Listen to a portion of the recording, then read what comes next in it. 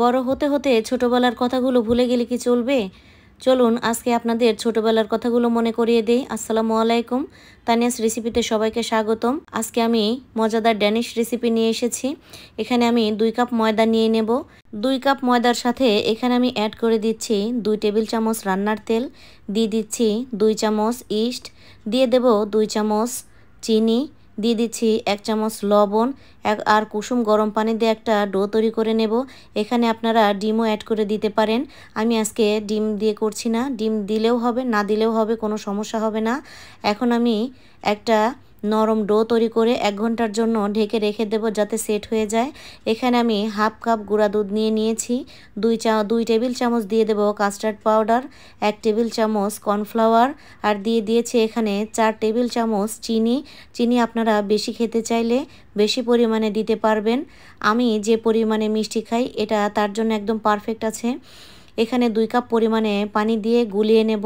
এখন আমি চুলাটা ধরিয়ে অনবরত নেড়ে এটাকে এই ঘন টেক্সচারে নিয়ে আসব। যখন এরকম দেখবেন বলক চলে এসেছে এই পর্যায়ে নামিয়ে নেব। এখন আমি আরও একটা উপকরণ রেডি করে নিচ্ছি।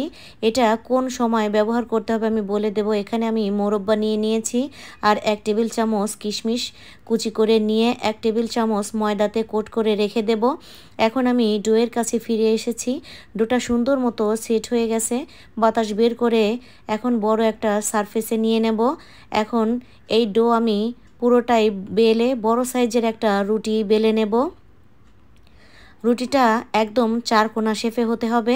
আর যে ক্রিমটা রেডি করে রেখেছিলাম পুরাটাই রুটির মাঝে একদম সুন্দর করে লাগিয়ে নেব, কোথাও বাদ রাখা যাবে না। আর আমি যে কিশমিশ আর মোরব্বা রেডি করে রেখেছিলাম সেটা একদম ভালো মতো ছড়িয়ে দেব। ছড়িয়ে দিয়ে এটাকে একদম চেপে চেপে রোল করে নেব। ভিতরে কোনো বাতাস থাকা যাবে না। খুবই ভালো মতো এটাকে চাপতে হবে আর পেঁচিয়ে নিতে হবে। পুরোটা যখন রোল করা শেষ হয়ে যাবে সেই সময়ে একদম লাস্টের যে মাথাগুলো আমি এভাবে চেপে চেপে একদম মুখটা সিল করে দেব আর সুন্দর একটা শেপ করে দেব। এটাকে আমি এখন কেটে নিচ্ছি। কোনোভাবে এটা চাকু দিয়ে কাটা যাবে না, তাহলে এটা শেপ নষ্ট হয়ে যাবে।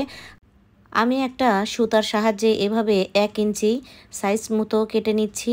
আর এখানে আমি একটা বেকিং ট্রে রেডি করে নিয়েছি। আমি শুধু এখানে ময়দা ছড়িয়ে নিয়েছি, আপনারা তেলও ব্রাশ করে নিতে পারেন। সবগুলো রেডি হয়ে গেলে এখন একটা কাপড়ের সাহায্যে আমি 20 মিনিট ঢেকে রেখে দেব যাতে এটা খুব সুন্দরভাবে ফুলে ওঠে। আর একটা ডিম এখানে ব্রাশ করে দিয়ে দেব।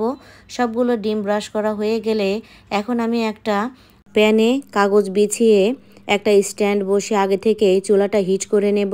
হিট করে নেওয়ার পরে এটা বসিয়ে দিয়ে আমি 15 থেকে 20 মিনিট অপেক্ষা করব। অপেক্ষা করে দেখুন এটা বেক হয়ে গেছে। এটা ওভেনের থেকে কোনো অংশে কম হয়নি। যদি আপনারা ওভেনে বেক করতে চান সেক্ষেত্রে 170 ডিগ্রি সেলসিয়াসে 15 মিনিট বেক করে নিতে পারেন। এটার লুকটা শুধু দেখুন, পারফেক্ট বেকারি স্টাইলে এই ড্যানিশটা কতটা লোভনীয় হয়েছে। এটা যদি আপনার বাচ্চা টিফিনে দেন একদম টিফিন বক্স খালি আসবে। আজ এ পর্যন্তই, আর কথা বাড়াচ্ছি না। দেখা হচ্ছে অন্য কোনো ভিডিওতে।